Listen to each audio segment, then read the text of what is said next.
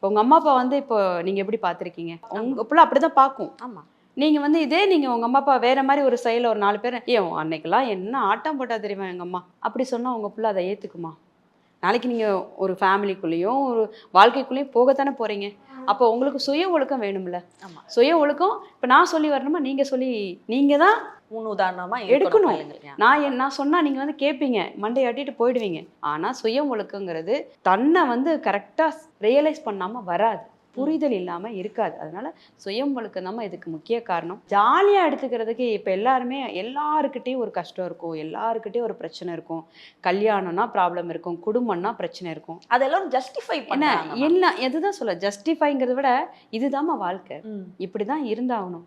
ஒரு விஷயம் கிடைக்கும், ஒரு விஷயம் கிடைக்காம போயிடலாம். ஆனால் இதுக்கெல்லாம் எல்லாத்துக்குமே வந்து நம்ம வந்து இன்னொரு விஷயத்தை தேட முடியாது. ஏன்னா லைஃப்பில் நிறைய விஷயம் நடக்குது. இதை வந்து எரேசர் வச்சு அழிக்க முடியாது. இதுதான் லைஃப், இப்படி தான். அப்படிங்கிறப்போ இதில் என்ன நம்ம பெஸ்ட்டாக பண்ணலாம், இதுக்கு நம்மளுக்கு நம்மளோட ஹாப்பினஸ்க்கு என்ன எடுத்துகிட்டு போக முடியும் அப்படிங்கிறதான். அதுக்காக இன்னொருத்தரை போய் தேடுறப்போ ஆணோ பெண்ணோ, ஒரு ஆண் வந்து ஒரு பெண்ணை தேடுறப்போ ஒரு பெண் வந்து கல்யாணம் ஆகாமல் இருக்கு, அந்த பொண்ணோட வாழ்க்கை நீ கெடுக்கிறேன்னு அர்த்தம். ஏன்னா நீ ஃபேமிலியோட இருக்க, அந்த பொண்ணுக்கிட்ட ஆசை வார்த்தை காமிச்சிருவ, எல்லாமும் ஆக்கிடுவேன்.